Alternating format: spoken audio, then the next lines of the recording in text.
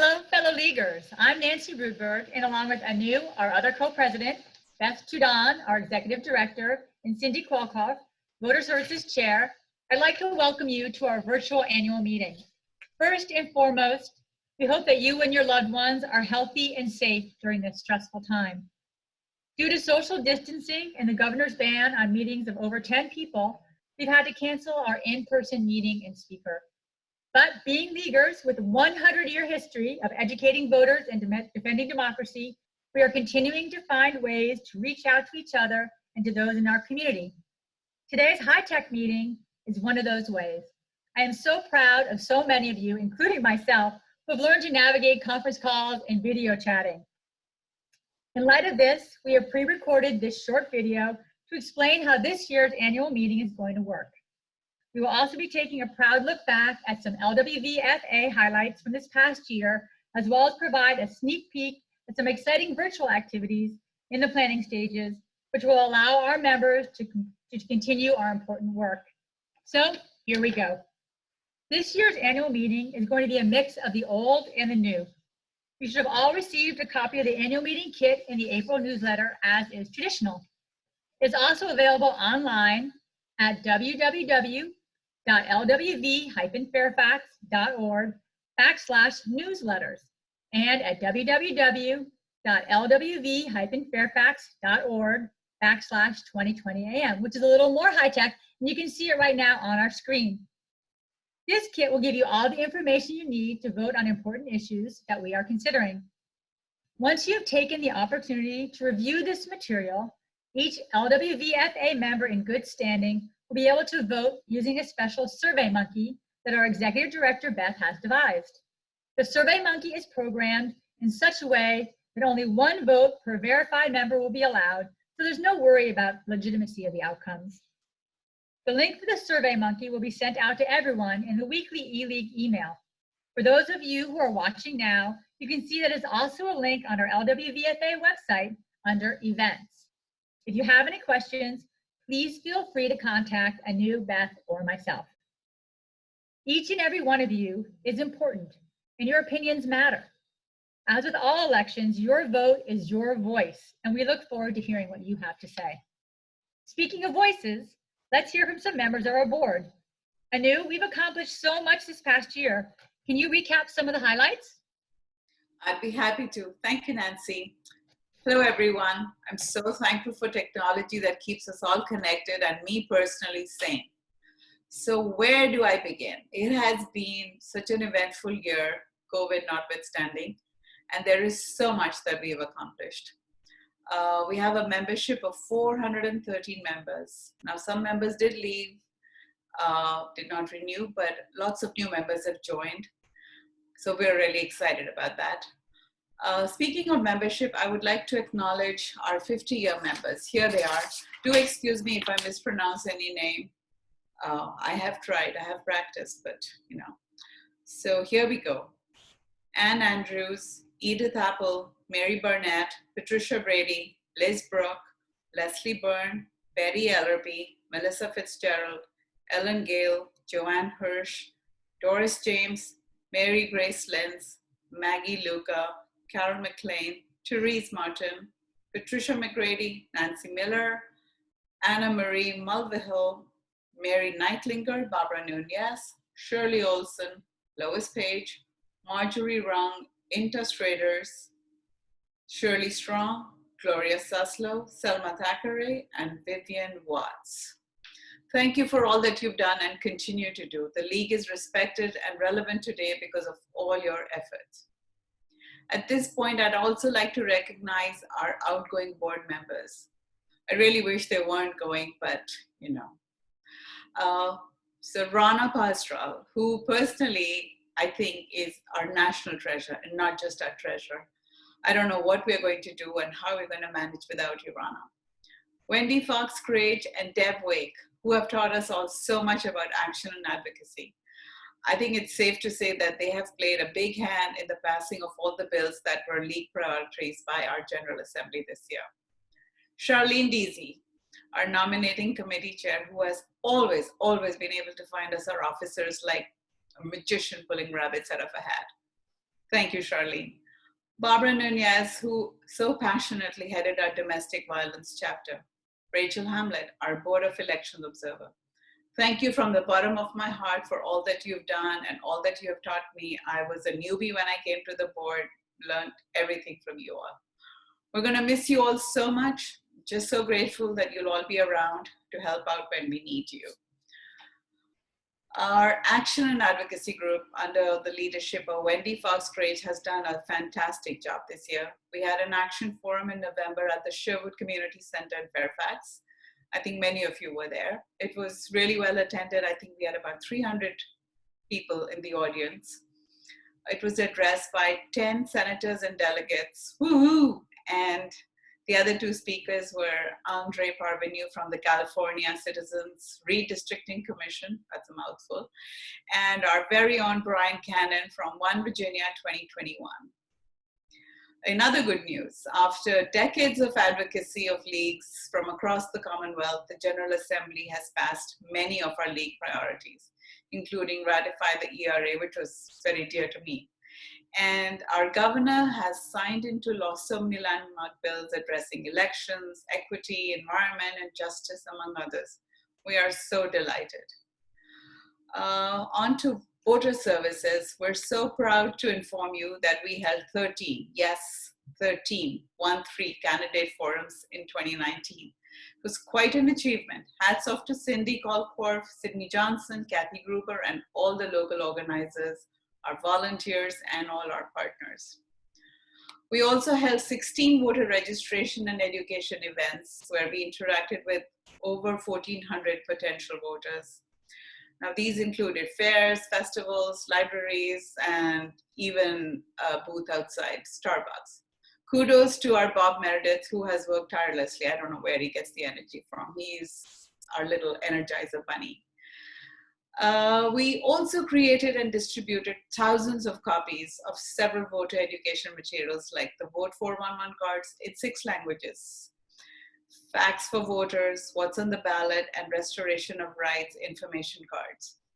We also created a new leaflet that we call Know Before You Go. It explains our election cycles and the various offices that we hold elections for. I personally learned so much from it myself. It's like a little civics lesson in a leaflet. Our members also mailed out 500 Get Out the Vote postcards last year, just before the elections. What else? We also had several voter education outreach programs for various sections of our population, including healthcare workers. That was Barbara Boardman, who's our incoming advocacy co-chair. That was her baby. Persons with disabilities and our seniors. Mary Jane Cleary has been leading an effort into trying to get felons' voting rights restored. That's a very big project. And now on to our pride and joy, our high school voter registration program. It's been beyond successful, and we hope to pick up where we left off in September when, hopefully, fingers crossed, schools reopen. We have now registered students in almost all of the high schools in FCPS. We registered, wait for it, almost 3,000 students. Overall, about 6,000 students registered, and we'd like to think a good portion of them registered because of our high school voter challenge. We are training more and more members, 22 to be exact, to do high school voter registration. Yay! What else? So we had our 100th anniversary tea on February 23rd, which was a fabulous and fun event with a great turnout. Sadly, I missed it as I was at Mardi Gras in New Orleans. It's a miracle I don't have COVID. We had Delegate Vivian Watts as the keynote speaker. We also created some swag to commemorate the event, including what we are wearing today, and they sold well. And this cup of coffee too. So all in all, it has been a great, great, great year. And we are so proud of our entire team of volunteers. We're nothing without you all, but that was in the past. And now we have to look to the future. We're all hunkered down in our homes and trying to adjust to this new normal. But, you know, being leaguers, we can handle it. And to talk about How we plan to operate in this current environment, I'll hand over to Cindy and Beth, who have some exciting new ideas and plans. Here we go, Cindy. Thanks, Anu. Yeah, we really did a lot last year with the voter services team's activities, had a lot of successes. We did a lot. And as you indicated, this year is going to be different with our social distancing. But even with staying at home, we can still be engaged with the League and with our mission. So first thing coming up on April 28th, the State League is running a webinar on voting and election bills. That's April 28th at 7 p.m. It's going to review some of our great successes we had this past year in the General Assembly.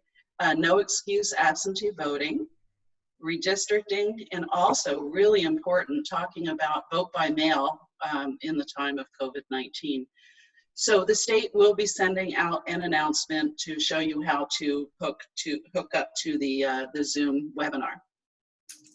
After the webinar, our league is going to be putting together voting information that you can share with your friends and on your social media accounts.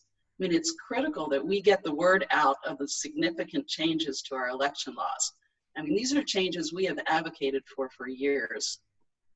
And speaking of social media, we are all aware of the tremendous amount of misinformation that can be on social media, including election misinformation. Did you know that in a recent primary, there was a rumor on social media that anyone over 60 was not allowed to go to the polls because of the coronavirus? Wow. So how do we get control over this and make sure our election officials can combat this dangerous information? Believe it or not, there's now an app for that, really. Our league is going to participate in a critical new project working to fight election misinformation in social media. And we can do this easily at home. We'll be sending out more information in the next couple weeks in the weekly e-newsletter. But in a nutshell, a major company is developing an election misinformation tracking and reporting system to help our election officers combat this deception and misinformation. And we've been asked, the League has been asked to participate because we are nonpartisan and we have a mission to protect election integrity and voting rights. So stay tuned. I think this is going to be a really great new initiative. And speaking of elections, we can get a jump start on our Get Out the Vote effort for November. So what we'd like to do, and we'll get more information to you in the next couple weeks on this, but we can all start writing Get Out the Vote postcards now. We can just start filling out the messages, and then when we get closer to elections, we'll add the addresses, add the stamps, and we'll mail them. So it's a great activity while we're sheltering at home. So stay tuned. And over to you, Beth, to talk about some of the other exciting things we have going. Thank you, Cindy. So you may be looking like this these days, but we want to really think about how can we come together in this time. Since the pandemic struck, we have canceled our upcoming in-person events. So I would like to talk to you about some of our ideas about what we can do together now. We have doubled, as you know, our membership in the last few years, and we want to keep working together. We want to keep up our organizational momentum, whether virtually or being prepared so when we meet again. So first of all, we're already doing right now, as you see, our April meeting that we have every year, our annual meeting. We're doing that this way.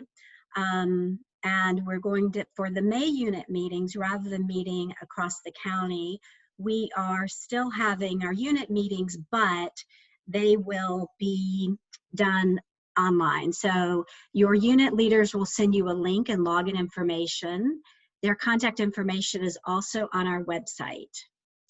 And as you can see under the unit, under events, under units. So if you have questions for them, you could contact them as well. But they'll send you the login information. We also are looking into forming virtual interest groups. So it's thinking about people who want to read a book, watch a movie, or discuss current events together. So think of it like one of our unit meetings, our discussion meetings, but geography doesn't matter. If you're in Reston and other people are in Mount Vernon, or Clifton, Centerville, McLean, we can all meet together, and we're not going to worry about getting stuck in traffic. So there are there are some really good things about this. If you have an idea about something that you would like to discuss, read, whatever it would be, please email our presidents, Anu and Nancy, and their email address is president@lwv-fairfax.org. Finally, since we're all at home, I've been working on a webpage for you and for all of us that we can share ideas about what we are reading and watching right now that are related to league interests and positions. So on this webpage, I have put things like books such as Give Us the Ballot by Ari Berman, films such as Slay the Dragon. There's a new one, This Is America. Virtual exhibits right now, of course, it's the league's anniversary. It's the 100th anniversary of the 19th Amendment. So there are many exhibits across the United States, but particularly in DC, that highlight the 19th Amendment and women's progress over the time. So there are lots of links to those virtual exhibits and what you can see there. There are also older newsletters that the program studies that the league has written over the years that still are relevant. You can see all of these different topics for gerrymandering and the Dillon Rule and the suffrage, different election laws, electoral college, popular vote. All of those things are listed there, so you could, we all have a little bit more time now, right, to read and do other things.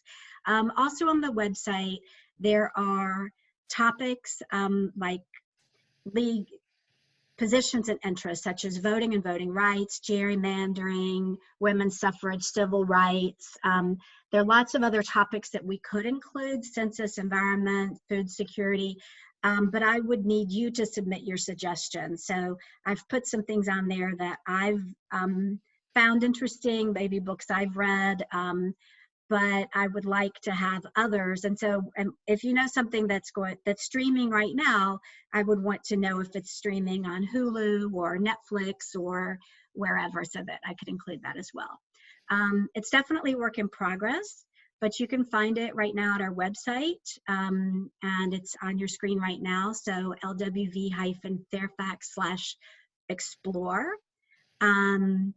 And I'm working on a Survey Monkey where you can submit your suggestions.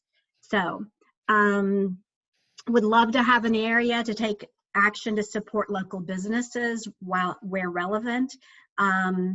It's really up to you what you submit. And I have an intern who's going to also help with editing this. So let's engage, let's gather together virtually from home. Stay safe, and thank you. Thank you, Beth. Thank you, Anu, for that inspirational recap, and thank you again to Cindy and Beth for an exciting glimpse at our future.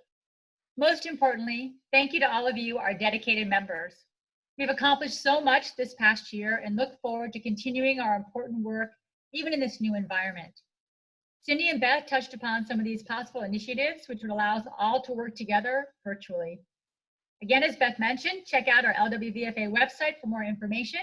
It's going to be www.lwv-fairfax.org/explore. As Beth mentioned also, if you have any additional ideas on how we can keep our momentum going, or would like to organize a virtual activity or an interest group, please contact us at president@lwv-fairfax.org. We look forward to hearing from all of you. We look forward to tabulating your votes. You are what powered the league into our next effective 100 years. Thank you. Take care, everyone. Stay safe, stay healthy, and we'll talk to you soon. Bye.